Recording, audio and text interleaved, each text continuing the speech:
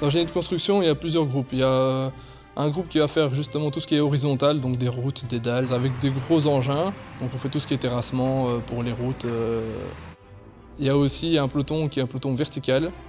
Peloton vertical, là c'est plutôt des maçons, des électriciens, des plombiers.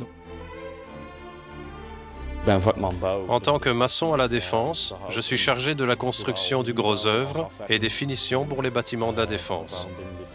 Mais également ailleurs, par exemple en Afghanistan, au Liban, au Congo. Concrètement, il s'agit des mêmes tâches que dans le civil. J'ai d'abord suivi une formation de 4 mois et acquis toutes les bases au bout d'1 an. Ensuite viennent encore 3 années de stage.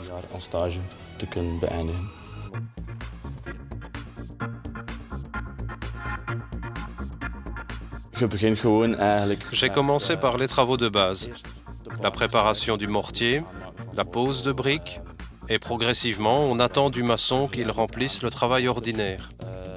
La maçonnerie, le rejointoiement, la pose de carrelage.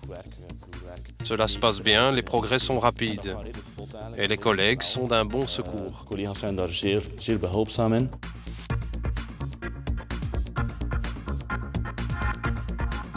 On fait aussi des manœuvres, des intensives, donc c'est-à-dire que pendant une semaine, on travaille non-stop pour essayer de réaliser un bâtiment le plus rapidement possible, dans les normes.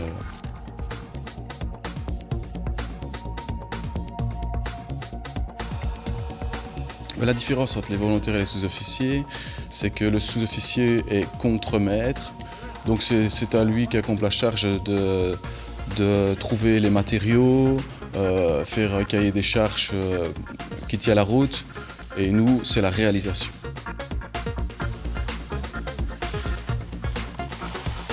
Oui, j'ai déjà eu beaucoup d'expériences à l'étranger. Je suis parti donc à l'opération Tsunami. Les moines cuisinaient pour la population qui n'avait plus rien, et nous, on a été refaire toute une cuisine en fait, qui avait été complètement dévastée. Nous sommes toujours les premiers arrivés, oui, ça veut dire que le confort est parfois très spartiate, donc il faut aimer un petit peu la vie vraiment en campagne, voire en brousse quand on arrive en Afrique et qu'il n'y a rien et qu'on doit se débrouiller, il faut y mettre un peu du sien, c'est sûr. Il peut arriver d'être pris sous le feu alors que l'on est occupé à des travaux de maçonnerie. Dans ce cas, l'aspect militaire reprend évidemment le dessus. Il faut adopter le bon comportement et compter les uns sur les autres, non plus dans le domaine du bâtiment, mais bien du militaire. Le fait de collaborer fréquemment et longtemps avec des collègues à l'étranger, parfois 4 mois, forge une ambiance particulière que je n'ai jamais rencontrée en dehors de la Défense. Et je crois que beaucoup de gens n'ayant jamais travaillé ou n'étant jamais partis en mission à l'étranger ne peuvent pas s'exprimer objectivement sur ce sujet.